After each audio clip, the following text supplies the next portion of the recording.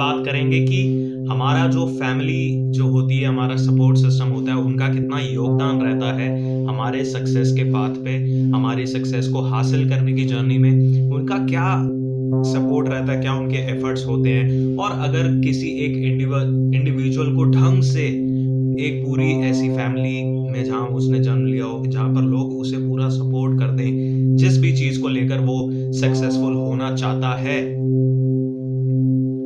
तो उससे बड़ी कोई चीज हो नहीं सकती। क्योंकि जब आपके फैमिली, आपके सपोर्ट सिस्टम, आपके बिल्कुल इमीडिएट जो आपके लोग होते हैं, जो बिल्कुल आपके साथ रहते हैं, जब उनका आपको सपोर्ट मिल जाए तो आप आत्मविश्वास आपके अंदर भरेगा और आप बुलंदियां छुएंगे, आप सक्सेसफुल होंगे, ये पक्की बात है। तो आज होस्ट टॉक्स में हम इसी चीज की बात करेंगे और आगे बढ़ते हैं इस बुक के साथ, जिसका नाम है आत्मविश्वास सफलता का आधार। जिसने भी फिल्म 3 इडियट देखी होगी, उसमें आमिर खान की भूमिका को देखकर लगता है कि आमिर खान के अंदर जो आत्मविश्वास है वह संस्कार की ही उपज है। भले ही फिल्म में आमिर के रोल को कुछ हद तक नकारा जा सकता है, लेकिन इस बात से कतई इनकार नहीं किया जा सकता कि आमिर का जो आत्मविश्वास है वह परिजनों, दोस्तों और अपने आसपास के माहौल के कारण ही बना।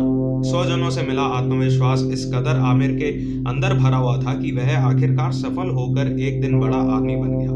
कहने का आशय ये है कि अगर आपको जिंदगी में कुछ करना है, बड़ा आदमी बनना है, बड़ा इंसान बनना है, तो उसमें संस्कारों का बड़ा महत्व है। ये संस्कार परिवार से मिलते हैं। किसी ने सच ही कहा है कि घर वह होता है जहाँ चहल पहल होती है, जहाँ सुख का साम्राज्य होता है, बच्चों की किलकारियां, हंसी और मुस्कान होती है। ऐसे सुखद वातावरण में आत्मविश्वास का ग्राफ स्वतः ही बढ़ जाता है। स्पष्टतः जहाँ है घर संसार, वहीं है आत्मविश्वास। तो इसमें एग्जाम्पल दिया हुआ है लेखक ने कि जो आमिर खान था 3 इडियट्स फिल्म में, उसका जो पूरा जो उसके अंदर एक आत्मविश्वास था चीजों को ट्राई करने का, चीजों को बड़े इजीली कर देने का, एक स्मार्टनेस थी उसमें। तो वो कहाँ से आया? वो उसके स्वजन, जो उसके परिजन, उसके एक ऐसा लगता था कि उसकी संस्कारों की वो उपज है, उसके अंदर बिल्ट इन है। वो जो उसके आसपास माहौल था, उन्होंने उसको प्रोत्साहित करा, तब जाके वो एक कैरेक्टर वैसा बना। तो बहुत डिपेंड करता है कि आपके आसपास के लोग आपको कितना सपोर्ट कर रहे हैं, कितना सपोर्ट नहीं कर रहे। स्वजनों से मिले आत्मविश्वास में सबसे बड़ा आत्मविश्वास अपनी अर्धांगिनी अर्थात पत्नी का होता है। इसके बारे में विद्वानों ने भी कहा है कि किसी भी परिवार की प्रसन्नता का आदर्श रूप है चूल्हे के आसपास बिखरती मुस्कुराहटें। विवाह के बारे में जनेंद्र कुमार का कहना है कि विवाह की भूमिका भी ही भोग से यज्ञ में परिणत हो जाती है। प्रीत की सुबह सुहानी होती है तो शाम भी रंगीन होती है।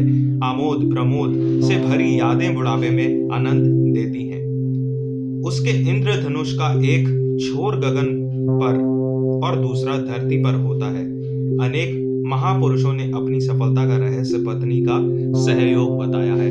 तो कहते हैं ना कि हर एक सक्सेसफुल इंसान के पीछे एक औरत का हाथ होता है, वुमेन का हाथ होता है, सॉरी।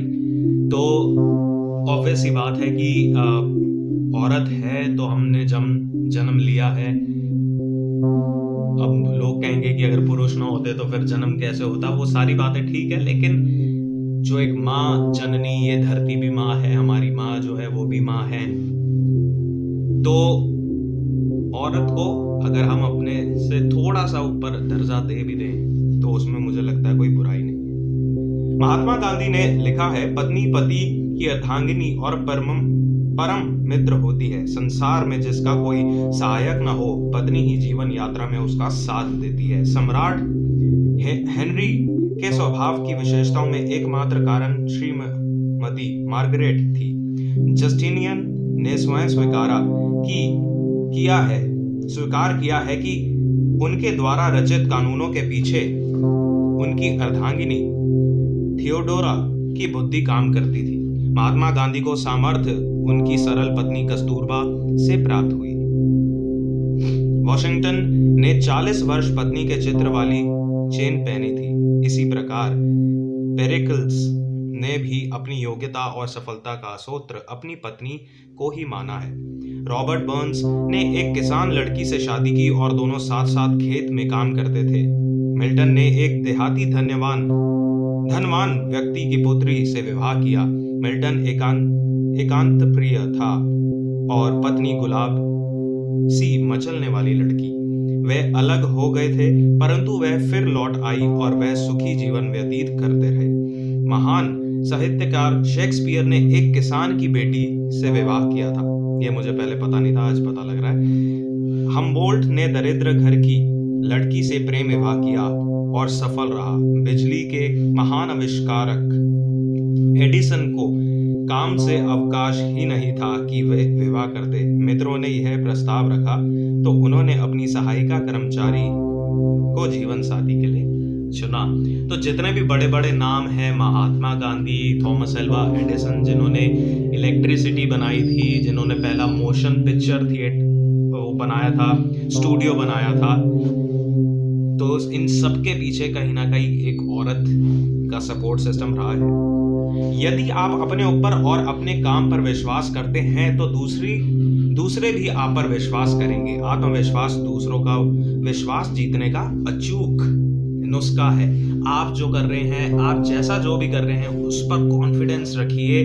गलती हो जाती है, प्लस माइनस हो जाता है, लेकिन अपने आप पर कॉन्फिडेंस रखिए और ऐसा शोकेस करिए कि everything is good, all is well, like 3 idiots. वो उसको कॉन्टिन्यूअस रखिए तो दूसरों को भी आप पर कॉन्फिडेंस होगा।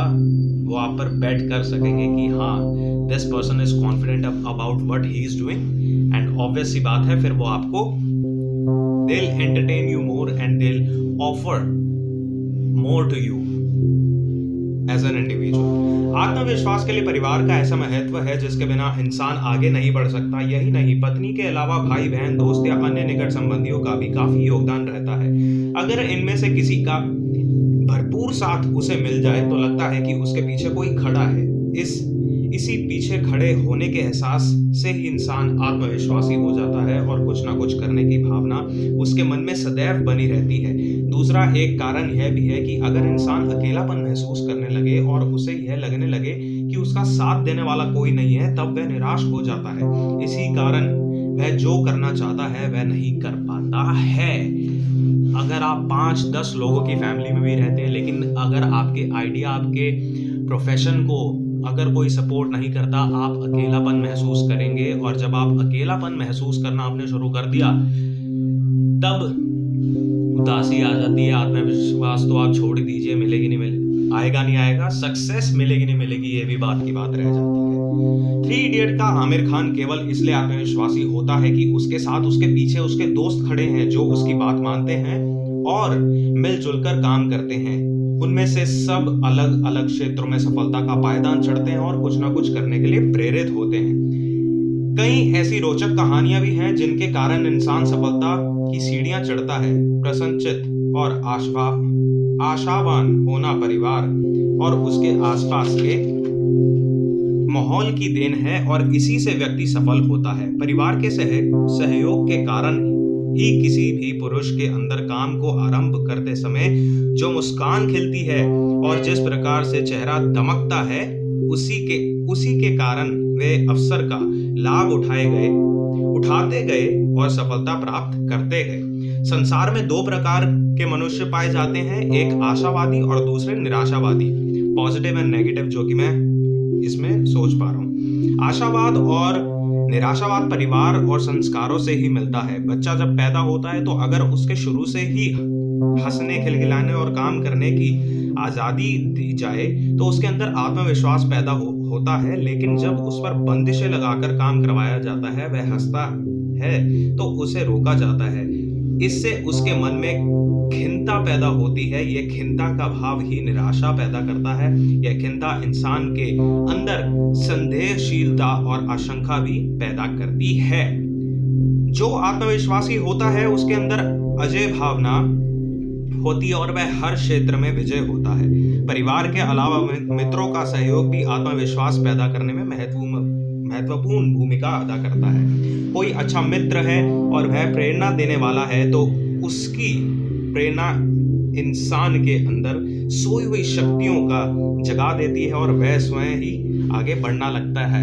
अगर हनुमान जी को जो रामायण में अभी हमने देखा था लॉकडाउन में कि अगर हनुमान जी को उनकी शक्तियां ही याद नहीं दिलाई जाती तो वो समुद्र पार करके सीता जी को कैसे लेने जाते। उनको उड़ना उनके अंदर इनबिल्ट था, लेकिन उनको पता ही नहीं था कि मैं उड़ सकता हूं।